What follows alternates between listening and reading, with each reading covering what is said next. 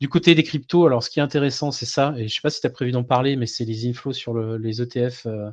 Ethereum qui continuent à être positives, et donc une grosse série positive depuis la dernière mise à jour. 20 du coup, moi j'avais quelques sujets un peu d'actu que je voulais partager avec vous. On en a parlé rapidement, mais c'est des ETF spot Solana, qui d'après Eric Balchunas, un expert des ETF chez Bloomberg. Et on voit aujourd'hui que les altcoins qui sont forts sur le marché continuent à être fortes, et on a notamment AAV qui a cassé cette conso, tu vois.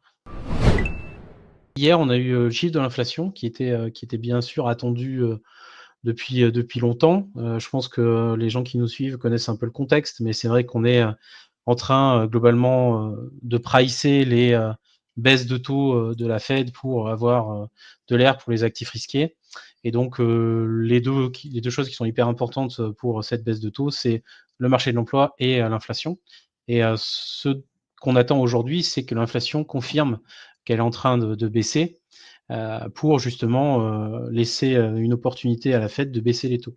Et donc, dans cette baisse de taux, il y a également les tarifs de Donald Trump qui rentrent en ligne de compte, puisque c'est potentiellement quelque chose qui pourrait être inflationniste sur du court ou du moyen terme. Et donc, les résultats d'inflation qu'on a eu hier sont très positifs. Le consensus, c'est cette colonne qui est ici, hein. On était sur l'inflation core, on attendait 0,3% d'inflation, donc une inflation qui était un peu supérieure au mois dernier, et finalement on a eu 0,1%, donc meilleur que les attentes. Et ce constat qui est de chiffres meilleurs que les attentes, c'est confirmé partout, puisque en annuel on est à 2,8 au lieu de 2,9. On maintient ce qu'il y avait le mois dernier, et c'est pareil pour tout, donc très positif. On a une inflation qui se rapproche de plus en plus de la cible de la Fed.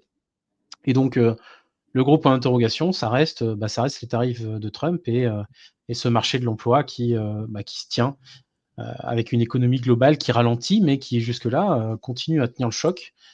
Et donc, c'est plutôt positif à la fois pour l'économie, mais également pour la vision moyen terme de la Fed. Et donc, on pourrait effectivement avoir des baisses de taux qui se fassent dans l'année. Aujourd'hui, on en price 2. Donc, la En tout première est cas, pricée pour le mois de septembre. On pourra en avoir une au mois de juillet si les choses continuent à s'améliorer. Trump, il fait le forcing, hein. Ouais, bah, Trump, D'ailleurs, il demande 1% de baisse de taux. ouais, et il veut clairement virer Powell. Powell, ça se termine en 2026, non? Ouais. Honnêtement, enfin, Powell, moi, je le trouve très bien. Je trouve très bien parce que le mec, il est droit dans ses pompes. Alors, il l'appelle too late Powell parce qu'il considère que le mec, il réagit toujours trop tard. Mais mis à part la problématique qu'on a eue suite au Covid et de cette inflation galopante qu'on a eu du mal à maîtriser, puisque ça fait quand même maintenant près de 2 ou 3 ans qu'on essaye de réduire cette inflation. Je il est carré, il est clair, il explique, honnêtement, il change pas d'avis, du jour au lendemain. C'est plutôt un mec qui est bon, donc est-ce que, le changer pour mettre quelqu'un qui va faire ce que demande Trump et qui baisse les taux de 1% pour que derrière on ait l'inflation qui revienne et qu'on se retrouve dans une situation de stagflation, je suis pas sûr que ce soit vraiment le bon choix. Donc du côté des cryptos, alors ce qui est intéressant, c'est ça, et je sais pas si tu as prévu d'en parler, mais c'est les inflows sur les ETF Ouais. Ethereum qui continuent à être positives, et donc une grosse série positive depuis la dernière mise à jour 20 Spectra. Je crois que sur l'ETF de BlackRock Ethereum, je crois que c'est 23 ou 24 jours d'entrée consécutive, il me semble, quelque chose comme ça. J'en ai parlé dans mon analyse de cette semaine, hein, de la dominance du Bitcoin. Je crois que c'est sur celle d'Ethereum que j'en ai parlé, en disant que cette idée de rotation, elle faisait sens également, sachant qu'on est aujourd'hui à 65% de dominance, et que, a priori, hein, je dis bien a priori, l'objectif du cycle et l'objectif extrême, c'est 72%. Il est quand même assez peu probable, même si tout peut arriver, qu'on aille franchir ces 72%. 72%, quand on était au-dessus, c'était l'époque où Bitcoin était quasiment seul sur le marché. Et on a cassé ce niveau de 72% autour du mois de mai 2017, quand Ethereum commençait à vraiment arriver et à vraiment montrer qu'il y avait des alternatives à BTC dans l'écosystème crypto, et qu'on pouvait avoir finalement un marché qui n'était pas centré que sur Bitcoin. Et ça paraît quand même peu probable qu'on aille casser ces 72%, sachant qu'aujourd'hui, il y a quand même beaucoup de choses qui se développent et il y a beaucoup de beaux projets crypto qui sont dans la place. Donc ça ferait sens, effectivement, de commencer à, petit à petit, aller chercher des alternatives à Bitcoin dans le cycle pour se dire que finalement, la performance, aujourd'hui, elle est potentiellement à aller chercher ailleurs ou en tout cas à rééquilibrer les portefeuilles. Du coup, on a eu cette impulsion et aujourd'hui, je m'attendais plus à un retracement, un peu plus profond, mais finalement, on est en train de latéraliser dans un range et donc c'est plutôt une bonne chose, cette consolidation, dans l'idée éventuellement d'aller casser et de refaire une nouvelle jambe haussière qui pourrait ramener, finalement l'Ethereum contre BTC sur cette moyenne mobile à 50 semaines qui est, le gros niveau qui fait barrage, depuis maintenant, 2 ans.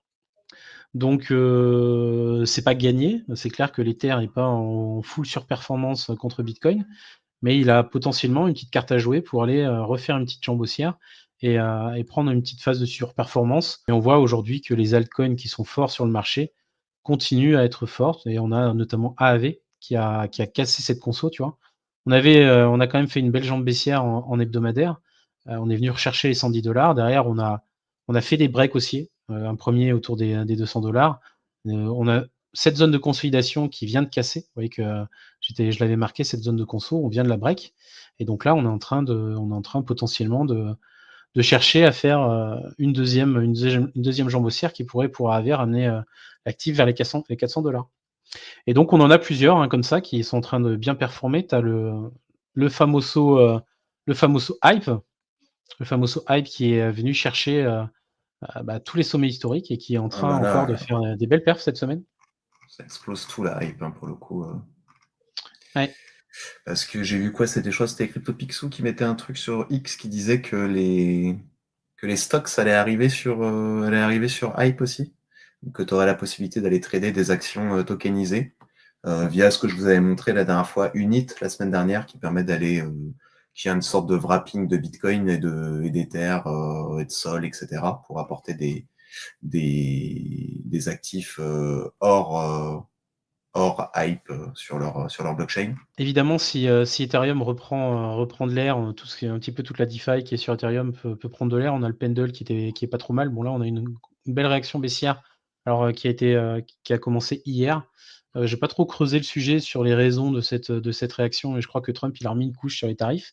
Le nouveau dirigeant de la SEC, Paul Atkins, qui annonce vouloir s'ouvrir à l'innovation que représentent les crypto-monnaies et la finance décentralisée DeFi. Donc on s'attend plutôt à une régulation positive. Et donc il a même annoncé que la DeFi peut être un espace fondamental pour les citoyens américains. Donc voilà que ça correspond un peu à la mentalité américaine.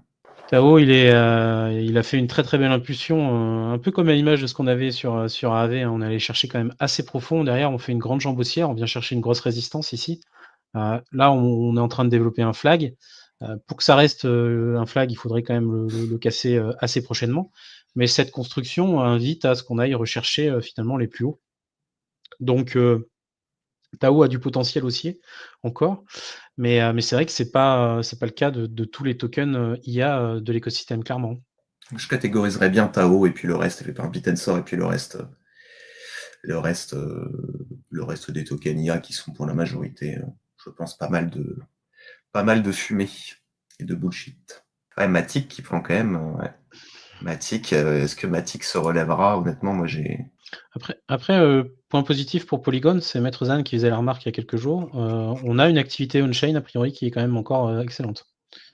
Donc, je sais pas s'il a fait un article sur Cryptos là-dessus, mais, on en a parlé, au sein de Cryptost Academy et a priori, on est plutôt bien. Du coup, moi j'avais quelques sujets un peu d'actu que je voulais partager avec vous. On en a parlé rapidement, mais c'est des ETF spot Solana, qui d'après Eric Balchunas, un expert des ETF chez Bloomberg, analyste chez Bloomberg et spécialisé dans les ETF, qui devrait être approuvé dans les prochaines semaines, entre 3 et 5 semaines, a priori. Donc l'arrivée des ETF Sol, puisque la SEC a demandé aux émetteurs de l'ETF de retravailler un peu leur formulaire, et souvent ils font ça en prévision d'une approbation, parce qu'il y a quelques trucs qui vont pas, donc en tout cas c'est plutôt un bon signe. Et il estime aussi Litecoin Solana à 90%, donc qui pourra arriver dans la foulée. avec du XRP, du Dogecoin, du Cardano. Enfin, si tout ça, ça passe, bon, c'est une petite révolution. Il y avait quand même un flou assez juridique autour des stablecoins, et là, on va avoir quelque chose de beaucoup plus clair pour les différents émetteurs. Et de toute façon, le gouvernement américain maintenant déclare directement que les stablecoins sont essentiels pour conserver la domination du dollar. Donc, ils le déclarent même maintenant ouvertement. Donc, ils ont bien compris le sujet. Bien compris le sujet. Et puis, qu'est-ce qu'on a d'autre? Bon, même en Europe, hein, là, on a eu la Société Générale aussi qui devient la première banque au monde à émettre un stablecoin adossé au dollar sur une blockchain publique. Donc, ils avaient déjà lancé un stablecoin euro, là, ils lancent un stablecoin dollar, bon, voilà, pour attaquer le marché américain, certainement, ou même le marché un peu plus mondial autour du dollar. Donc, on va voir ce que ça va donner. Là, honnêtement, la valorisation, enfin, les montants concernant leur stablecoin euro est assez faible, hein, 41 millions de dollars, mais on est sur quelque chose de plutôt pour les professionnels, voire les institutionnels. Toutes ces choses-là autour des stablecoins qui se développent, et puis on parle toujours des RWA depuis un long moment. On sait qu'avec la chute de Mantra, il y a eu quand même avec l'arnaque, on va dire, ce qu'on peut appeler ça une arnaque ou pas, l'arnaque de Mantra. Il y a eu un petit coup de froid là-dessus, mais on y arrivera progressivement. Et donc Tether, 68,9 millions par employé de revenus. Bon, après, le revenu, des fois, c'est assez opaque. À part AV qui est assez transparent, en fait, on ne sait pas exactement quelles sont les dépenses on en parlait la semaine dernière, de ces projets, Web3 là. En fait, ça se trouve, ils ont des dépenses énormes qu'ils ne partagent pas publiquement, quoi. Ok, bah écoutez, merci beaucoup. Bonne journée, bonne Bon semaine, après-midi. bon après-midi. Et puis, Gros chiffre du PPI. c'est à quelle heure? 14h30? 14h30. Ouais. Et puis, ouais, on va voir un petit peu tout ce que ça va donner là ces prochains jours. On va voir si Trump et Musk vont arrêter leur querelle, là, ou si Musk va lancer son parti politique. On va voir. Ouais, c'est des nouveaux potes maintenant qui tapent sur les Californiens. Ils sont tous les deux d'accord. Allez, allons taper sur les Californiens. Mm. Une- Bon, allez, sur ce. Ouais. Ciao. Bon après-midi. Salut, ciao.